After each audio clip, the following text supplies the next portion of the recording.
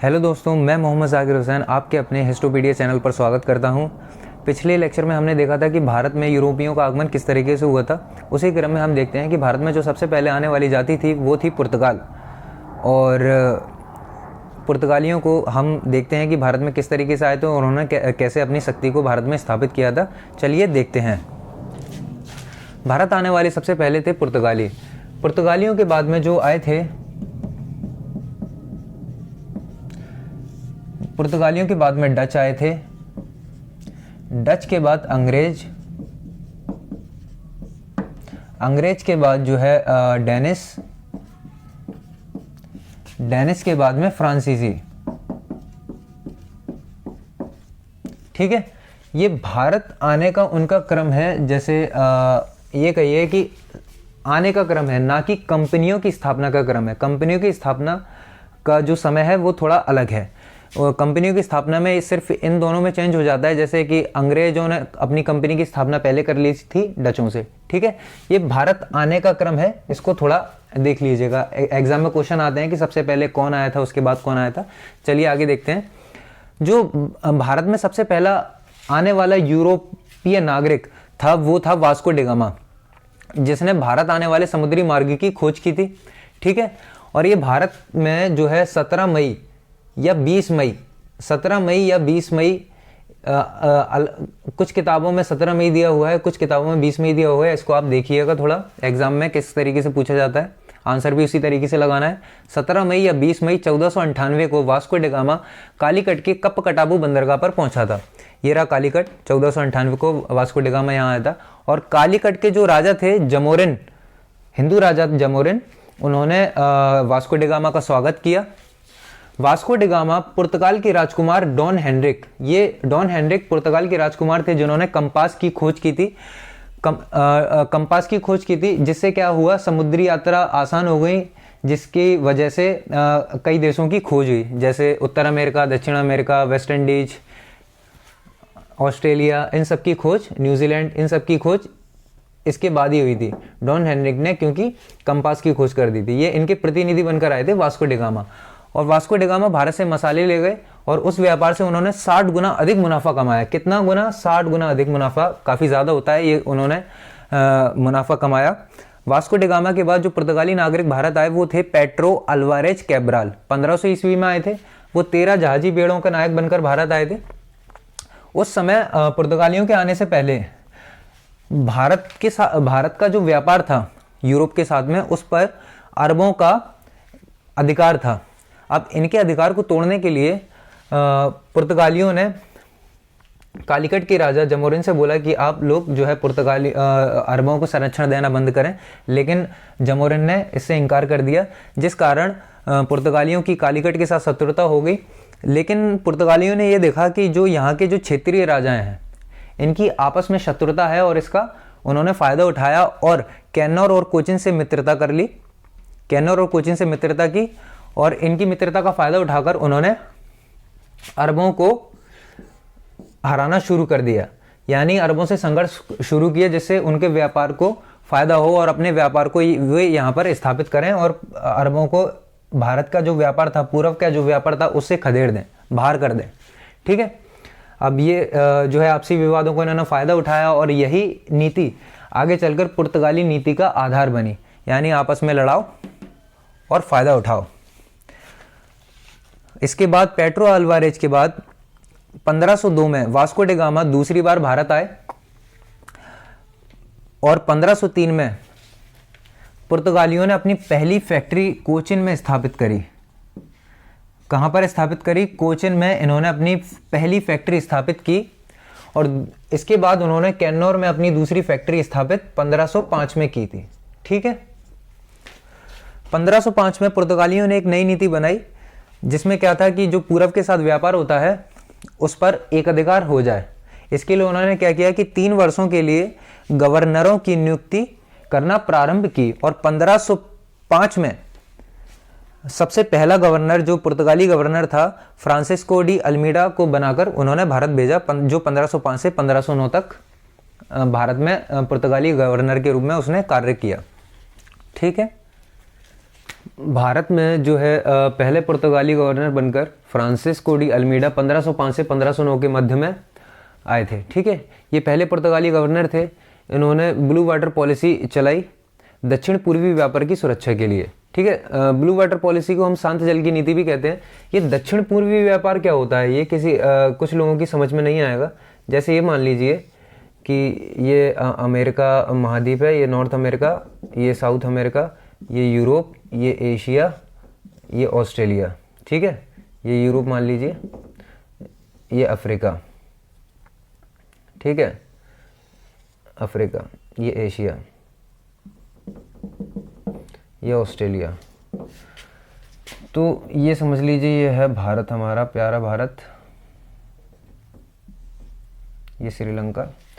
तो अगर अपन देखें, ये यूरोप में ये उत्तर हो गया, ये हो गया दक्षिण, ये पूरब और ये पश्चिम। ठीक है, तो ये देखें कि भारत किस तरफ पड़ रहा है, दक्षिण और पूर्वी। भारत दक्षिण पूर्वी दिशा की तरफ है, और ये पूरा जो यहाँ का जो व्यापार बोलेंगे इस तरफ का, जैसे इंडोनेशिया और ये मलाया प्रायद्वीप, सुमात्रा वगैरह, सिंगापुर, और ये जो वर्मा वगैरह, ये पूरे भारत के साथ में जो भी इस क्षेत्र का व्यापार को हम कहेंगे कि दक्षिण पूर्वी व्यापार। किसके परिप्रेक्ष्य में, यूरोप के परिप्रेक्ष्य में। इसलिए यूरोप वासी बोलते थे कि दक्षिण पूर्वी व्यापार। ठीक है,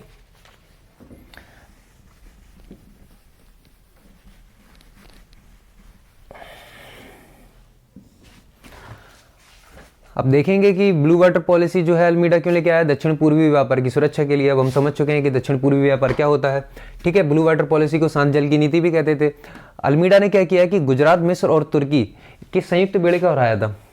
यानी पुर्तगालियों को अगर अपने दक्षिण पूर्वी व्यापार की सुरक्षा करनी थी तो उनको यहाँ पे जो भी अरब व्यापारी और जो मुस्लिम व्यापारी थे उनको हराना था। इसलिए उसने गुजरात, मिस्र और तुर्की को संयुक्त रूप से हरा दिया, जिससे कुछ समय के लिए पुर्तगाली इस पूरे क्षेत्र की व्यापारिक शक्ति बनकर उभरे, और हिंद महासागर को, जो हिंद महासागर पड़ता है, उसको कुछ समय के लिए पुर्तगाली सागर भी कहा जाने लगा। ठीक है, अल्मीडा के बाद जो है अल्बुकर्क आए, फ्रांसिस्को डी अल्बुकर्क 1509 से 1515 के बीच में। इनको पुर्तगाली शक्ति का वास्तविक संस्थापक कहा जाता है। वास्तविक संस्थापक, भारत में पुर्तगाली शक्ति को स्थापित करने वाला जो व्यक्ति, जो वास्तविक संस्थापक था, वो अल्बुकर्क ही है। ठीक है, क्यों?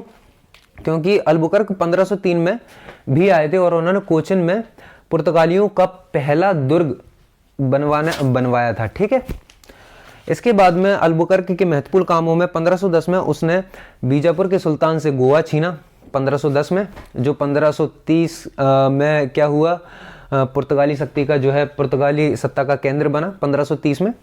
ठीक है, 1510 में उसने गोवा छीना बीजापुर के यूसुफ आदिल शाही सुल्तान से बीजापुर को छीना। 1511 में उसने मलक्का को जो है प्राप्त किया। 1511 में उसने मलक्का पर अधिकार किया। 1515 में हॉर्मुज बंदरगाह पर उसने अधिकार कर लिया। अब उसने भारत में पुर्तगाली शक्ति को और सुदृढ़ करने के लिए भारतीय महिलाओं से विवाह करने के लिए पुर्तगालियों को प्रोत्साहित किया, और जो भी अल्बुकर्क के अधीन क्षेत्र थे भारत में, उसमें उसने सती प्रथा को बंद करवा दिया। इसलिए उसे राजा राम मोहन राय का पूर्वगामी भी कहा जाता है।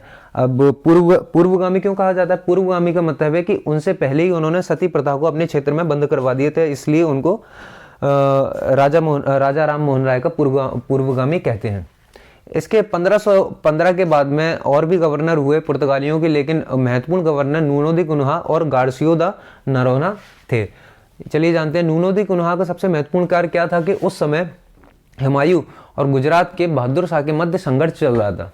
ठीक है, तो इस संघर्ष का नूनो दी कुन्हा ने लाभ उठाया और 1534 में बेसिन और 1535 में द्वीप पर अधिकार कर लिया।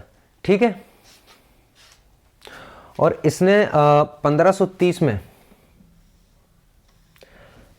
अब ये बोलेंगे कि गोवा को पुर्तगाली सत्ता का केंद्र किसने बनाया, तो नूनो दी कुन्हा ने 1530 में अपना सेंटर, पुर्तगालियों का जो केंद्र था वो कोचीन से हटाकर गोवा में स्थापित कर दिया था 1530 में। ठीक है, ये बहुत ही ज़्यादा महत्वपूर्ण है, ये याद रखिएगा, नूनो दे कुनहा।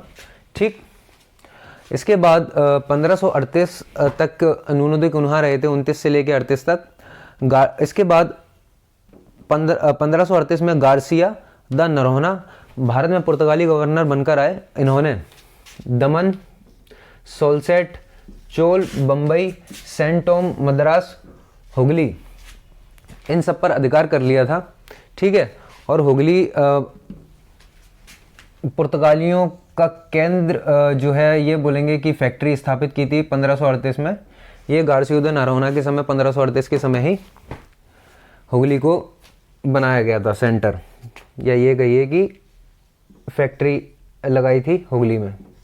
सबसे पहले पुर्तगालियों ने ही लगाई थी हुगली में फैक्ट्री। ठीक है, ये क्वेश्चन आता है, इसको थोड़ा सा ध्यान रखिएगा। और गार्सिया द नरोना ने सिलोन मतलब श्रीलंका के अधिकांश भागों पर कब्जा कर लिया था। श्रीलंका के भी अधिकांश भागों तक कब्जा कर लिया था। अब यहाँ तक क्या हुआ कि पुर्तगाली इस समय तक, गार्सिया द नरोना 1538 तक, अन्य जो यूरोपीय देश थे या बाकी की जो भी शक्तियां थी, उन सबसे ज़्यादा पावरफुल इंडिया में और दक्षिण पूर्वी व्यापार में अपना जो है सिक्का जमा चुके थे पुर्तगाली। लेकिन इसके बाद में पुर्तगालियों का धीरे धीरे दमन शुरू हो गया, यानी उनकी शक्ति धीरे धीरे ख़त्म होती गई, कुछ उनके कारनामों की वजह से और कुछ उनकी नीतियों की वजह से। और ये भी कहिए कि अन्य पुर्तगाली कंपनियां या अन्य पुर्तगाली शक्ति धीरे धीरे भारत और दक्षिण पूर्वी देशों की ओर आने लगी थी। इसके बाद जो है डच आए, डच के बाद अंग्रेज आए, अंग्रेज के बाद जो है डेनिश आए, फिर फ्रांसीसी आए। ठीक है, लेकिन इन सब में सबसे ज़्यादा उनको चुनौती डचों ने दी। डचों ने पुर्तगालियों को खदेड़ने में या उनकी शक्ति को ख़त्म करने में डचों का सबसे ज़्यादा हाथ था। इनके बारे में अभी हम देखते हैं कुछ समय में। ठीक है, कुछ महत्वपूर्ण अन्य जानकारी में ये देखिएगा कि किस देश की कब खोज हुई थी। ठीक है, अफ्रीका का जो अंतिम बिंदु था कैप ऑफ गुड होप, इसके फिर इंडिया पड़ता था। इसकी खोज 1487 में बार्थोलोमियो डियाज ने की थी। ठीक है, अब इसी रास्ते 1498 में वास्को डिगामा इसके 10 साल बाद यहाँ पर पहुंचा था 1497 में, और 1498 में वास्को डिगामा ने भारत की खोज की थी। ठीक है, अब यूरोप के एक देश स्पेन से चलकर कोलंबस निकला।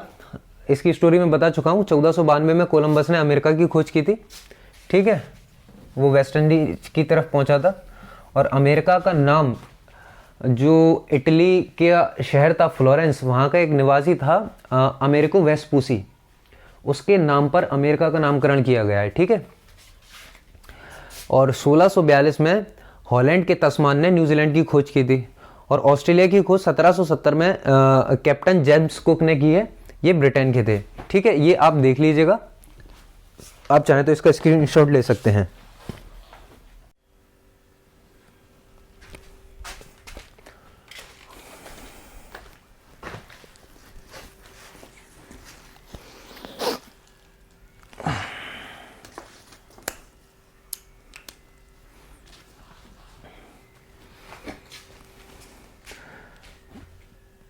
अभी तक क्या हुआ था कि पुर्तगालियों ने भारत में अपनी शक्ति स्थापित की और कई जगहों को जीता और वहाँ पर अपनी फैक्ट्री स्थापित की। लेकिन 1580 में एक महत्वपूर्ण घटना ये हुई कि स्पेन ने पुर्तगाल को जीत लिया, या ये कहिए कि उसको स्पेन के अंदर ही मिला लिया, यानी पुर्तगाल का अस्तित्व अब खत्म हो चुका था, वह स्पेन का एक भाग बन चुका था। ठीक है, इसके बाद में जैसे ही 1580 में स्पेन ने पुर्तगाल का विलय किया, इसके बाद में पुर्तगाली शक्ति धीरे धीरे धीरे ख़त्म होती चली गई भारत से। ठीक है, चलिए देखते हैं कि 1580 में स्पेन में पुर्तगाल का विलय हो गया, और 1596 में डच भारत आ गए थे। उन्होंने पुर्तगाली शक्ति को ख़त्म करने में अपना महत्वपूर्ण योगदान दिया। इसके 1596 के बाद 1601 12 में अंग्रेजों ने सूरत में पुर्तगालियों को हराया और अपना सूरत में पहला कारखाना स्थापित किया। ठीक है। और 1622 में जो हॉर्मुज दुर्ग है, हॉर्मुज बंदरगाह, जो फारस की खाड़ी से होता हुआ, लाल सागर फारस की खाड़ी से होता हुआ भारत अरब सागर में प्रवेश करता है, वो बहुत महत्वपूर्ण बंदरगाह है। 1622 में हॉर्मुज दुर्ग पर जो है फारस की सेना के साथ मिलकर अंग्रेजों ने पुर्तगालियों को हराया। ठीक है। अंग्रेजों ने पुर्तगालियों को 1622 में हॉर्मुज में हराया और उस पर अधिकार कर लिया। ठीक। 1661 में एक महत्वपूर्ण घटना ये हुई कि पुर्तगाल की जो राजकुमारी कैथरीन थी, उनका विवाह इंग्लैंड के राजकुमार चार्ल्स द्वितीय से हुआ था, जिसमें पुर्तगालियों ने दहेज के रूप में मुंबई शहर या मुंबई द्वीप को अंग्रेजों को दे दिया था, यानी चार्ल्स द्वितीय को दे दिया था। चार्ल्स द्वितीय ने इस मुंबई द्वीप को ईस्ट इंडिया कंपनी को मात्र 10 पाउंड में वार्षिक में दे दिया था। ठीक है। इसके बाद हम कहेंगे कि ये अंग्रेज और अंग्रेजों का हो गया कि 1612, 1622, 1661 ये महत्वपूर्ण घटना है। इसके बाद में जो डच 1516 में आ गए थे, 1641 में इन्होंने मलक्का दुर्ग पर अधिकार कर लिया और 1658 में डचों ने श्रीलंका को पुर्तगालियों से जीत लिया और 1663 में मालाबार के सभी दुर्ग थे वो पुर्तगालियों से छीन लिए। ठीक है। 1641 में पुर्तगालियों से मलक्का को छीना, 1658 में श्रीलंका को छीना, 1663 में मालाबार के सभी दुर्ग जीत लिए। तो कुल मिलाकर ये कहिए कि डचों ने भी पुर्तगालियों को ख़त्म करने में बहुत ज़्यादा अपना योगदान दिया।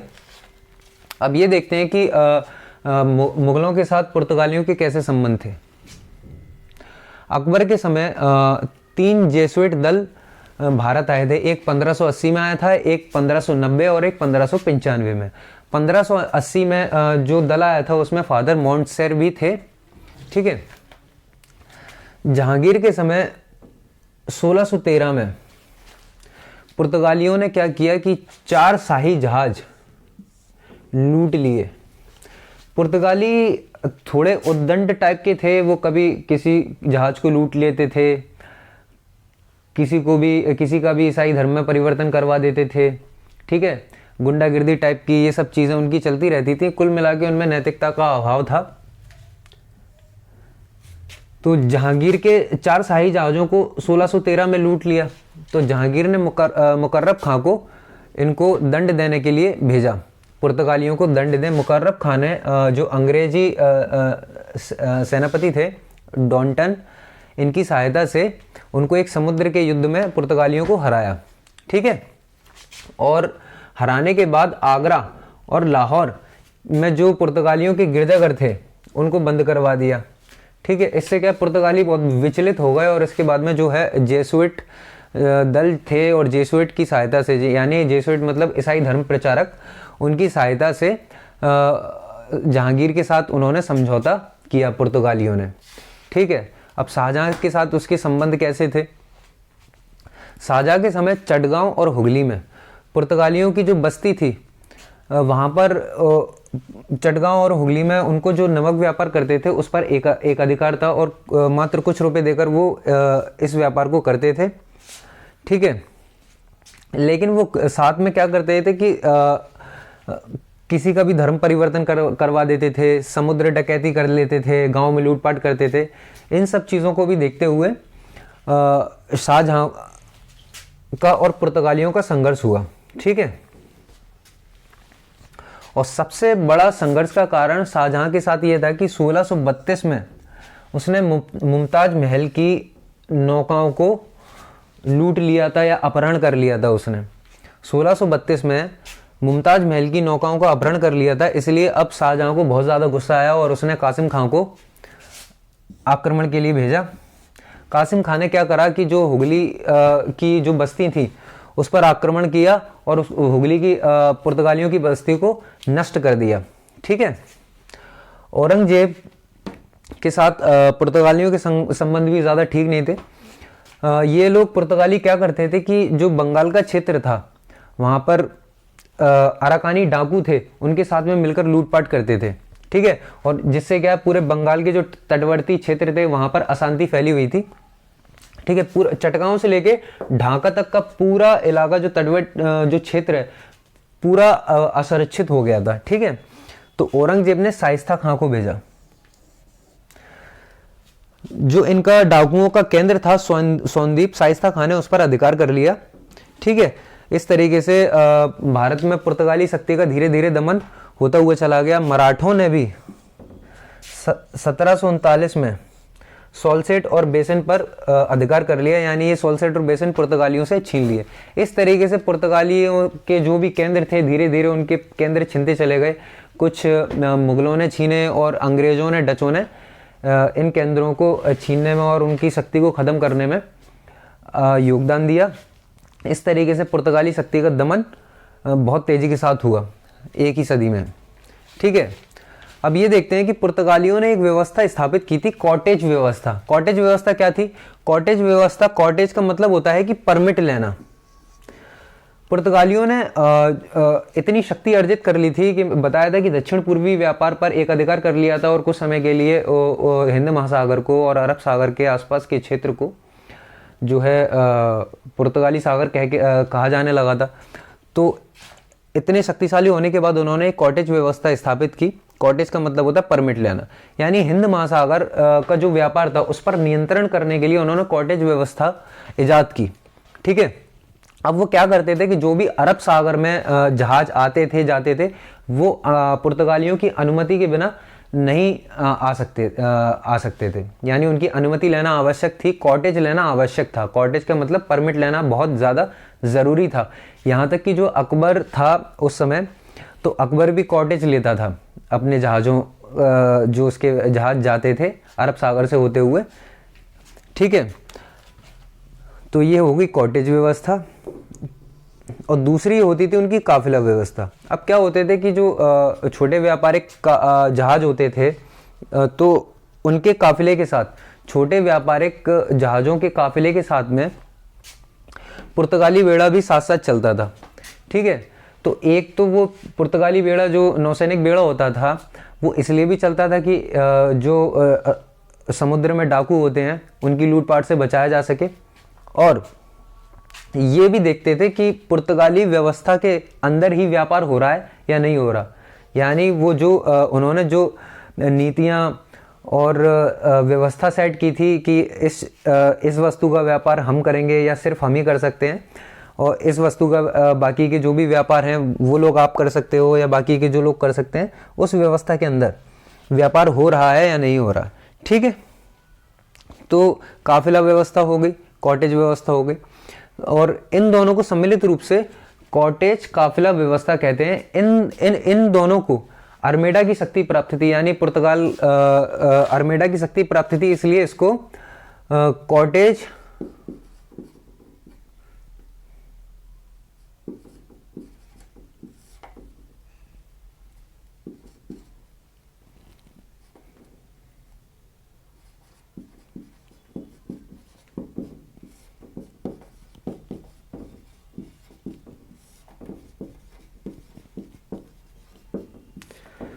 इसलिए इन दोनों व्यवस्थाओं को सम्मिलित रूप से कॉटेज अरमेडा काफिला व्यवस्था भी कहा जाता था, ठीक है। आपको समझ में आ गया? कॉटेज मतलब परमिट, अरमेडा मतलब वहाँ का सर्वोच्च प्रधान पुर्तगाल का, और काफिला व्यवस्था मतलब काफिला, जो काफिला चलता था उनके साथ में पुर्तगाली बेड़ा भी साथ में चलता था उनके डाकुओं से सुरक्षा के लिए, और इसलिए कि जो पुर्तगाली व्यवस्था के अंदर ही व्यापार हो रहा है या नहीं, ठीक है। तो इनको सम्मिलित रूप से कॉटेज अरमेडा काफिला व्यवस्था भी कहा जाता था। ये बहुत ही महत्वपूर्ण है, इसको आप याद रखिएगा। अब हम देखते हैं कि भारत में पुर्तगालियों का पतन किस तरीके से हुआ और पुर्तगालियों के आने से भारत पर क्या प्रभाव पड़े। पुर्तगालियों का पतन देखते हैं हम कि पतन क्यों हुआ पुर्तगालियों का। एक तो उनका शासन जो था वो बहुत भ्रष्ट शासन था, ठीक है। पुर्तगाली बहुत भ्रष्ट थे और उनकी जो व्यापारिक व्यवस्था थी वो दोषपूर्ण थी, ठीक है। धार्मिक कट्टरता बहुत थी उनमें, किसी को भी पकड़ के ईसाई बना देते थे, ठीक। और जो वैवाहिक नीति थी उनकी ये कि भारतीय महिलाओं से विवाह करने की, कि भारतीय महिलाओं से तो विवाह कर लेते थे, लेकिन पुर्तगाली महिलाओं से भारतीयों को विवाह नहीं करवाते थे। ठीक है, और भारत में जो भी कुछ गवर्नर वगैरह ठीक आए, लेकिन बाकी के जो योग्य शासकों का अभाव था, ज़्यादा योग्य शासक नहीं मिल पाए। ठीक है, और स्पेन ने पुर्तगाल का जो विलय कर लिया था, उससे बहुत ज़्यादा प्रभाव पड़ा। 1580 में स्पेन ने पुर्तगाल का विलय कर लिया था। ठीक है, उन पे साधनों का अभाव था, और डच और अंग्रेज़ों के आने से भी बहुत ज़्यादा प्रभाव पड़ा। यानी भारत में उनकी प्रतिद्वंद्विता हो गई डचों और अंग्रेज़ों से। डच और अंग्रेज़ों ने उनको खदेड़ने में बहुत ज़्यादा, पुर्तगालियों को शक्ति को समाप्त करने में बहुत ज़्यादा योगदान दिया। और अकबर के बाद जहांगीर, शाहजहाँ, इन्होंने क्या किया था कि भारत में मुग़ल साम्राज्य का विस्तार कर रहे थे, जिससे भी उनका पतन हो गया। पुर्तगालियों का पतन हुआ इस वजह से भी कि मुग़ल साम्राज्य का जो है विस्तार हो रहा था, इस वजह से पुर्तगालियों का खात्मा हुआ, भारत से उनकी शक्ति का ह्रास हुआ। अब पुर्तगालियों के आने से भारत पर प्रभाव क्या पड़े कि उन्होंने सबसे पहले जो भारतीय संसाधन थे, यानी जो पूरब के देश थे, उनके संसाधनों का दोहन का रास्ता खोला। यानी उनके संसाधनों का पूरी तरीके से दोहन होने लगा। ठीक है, भारत जापान व्यापार को प्रारंभ करने का श्रेय पुर्तगालियों को जाता है। भारत में राजनीतिक परिवर्तन का उन्होंने सूत्रपात किया। यानी इसी के बाद भारत में जब पुर्तगाल आए, इसी के बाद भारत में राजनीतिक परिवर्तन का सूत्रपात हुआ। मुस्लिम सत्ता या मुग़ल सत्ता धीरे धीरे समाप्त हुई और अंग्रेजी सत्ता भारत में स्थापित हुई। उसका सूत्रपात पुर्तगालियों ने ही किया था। ठीक है, और जो पुर्तगालियों के आने से पहले समुद्र की जो गतिविधि थी, उनमें कोई राजनीति का समावेश नहीं था। मुग़लों ने बिल्कुल भी जो है अपनी नौसेना शक्ति को बढ़ाने में या समुद्र पर अधिकार करने में, समुद्र की जो सामरिक शक्ति है उसको बढ़ाने में कोई भी ध्यान नहीं दिया था। लेकिन पुर्तगालियों ने सामुद्रिक गतिविधि में राजनीति का प्रवेश किया और उसका लाभ भी उठाया। ठीक है, अगर मुग़ल जो उस समय समुद्र शक्ति में थोड़े पावरफुल होते तो कभी भी यूरोप की जो शक्तियाँ थी, अंग्रेज, ये भारत पर कभी भी अधिकार नहीं कर पाते। अगर मुग़ल बहुत ज़्यादा अच्छे से अपनी नौसेना को डिज़ाइन किया होता या उसको बढ़ाया होता, नौसैनिक शक्ति अच्छी होती है अगर मुग़लों की। मुग़लों ने कभी भी नौसैनिक शक्ति को सुधारने में ध्यान नहीं दिया, और इनके आने से सबसे ज़्यादा हानि जो है मुसलमानों को हुई। ठीक है, पुर्तगालियों ने तुर्की, मिस्र और गुजरात के संयुक्त बेड़े को हराया था। ठीक है, इस वजह से तुर्क मुसलमान और अरब मुसलमान, इन सबको सबसे ज़्यादा हानि हुई। पुर्तगालियों ने भारत में धर्म परिवर्तन करने का भी प्रयास किया है कि वो ये सोचते थे कि भारत के जो लोग हैं वो उनका धर्म परिवर्तन हो जाए, वे ईसाई धर्म में परिवर्तित हो जाएं। ठीक है, और ईसाई धर्म का भी बहुत प्रचार प्रसार किया। और 1560 में गोवा में एक धार्मिक न्यायालय बनाया, ईसाई धार्मिक न्यायालय बनाया था। ठीक है, और सबसे महत्वपूर्ण चीज़ ये है कि पुर्तगाली उस समय भारत में आलू, मक्का, मूंगफली, पपीता, अमरूद, बादाम, काजू, लीची, संतरा और अनानास की खेती नहीं होती थी। ये सारी चीज़ें पुर्तगाली जो है बाहर से भारत में लेके आए और इनकी खेती प्रारंभ की। ठीक है, आलू, मक्का, मूंगफली, पपीता, अमरूद, बादाम, काजू, लीची, संतरा, अनानास, और एक चीज़ और है तंबाकू। हाँ, तंबाकू भी ये पुर्तगाली लोग भारत में लेके आए। ठीक है, पुर्तगाली लोग काफ़ी अच्छी चीज़ें लेके आए, जैसे पपीता, अमरूद, संतरा, अनानास, ये सारी चीज़ें लेके आए। लेकिन जो है भारतीयों को तंबाकू ज़्यादा पसंद है। ठीक, 1556 में उन्होंने जहाज निर्माण और प्रिंटिंग प्रेस की स्थापना प्रारंभ की भारत में, और 1563 में औषधीय वैज्ञानिक ग्रंथ का प्रकाशन किया। 1563 में एक औषधि वैज्ञानिक ग्रंथ का प्रकाशन किया गोवा के अंदर। ठीक है, अब ये देखते हैं कि भारत में जो पुर्तगाली थे वो सबसे पहले आए थे और गए सबसे लास्ट में थे। अंग्रेज 1947 में चले गए थे। ठीक है, और 1954 में फ्रांसीसी चले गए थे, लेकिन पुर्तगाली नहीं गए थे, उनको खदेड़ के भगाया गया था। 1961 में वो सबसे लास्ट में गए थे। ठीक है, गोवा पर जो है भारत का अधिकार सबसे लास्ट में हुआ 1961 में। तो पुर्तगाली सबसे पहले आए थे और सबसे आखिर में गए थे। ठीक, ये फैक्ट हमको याद रखना है।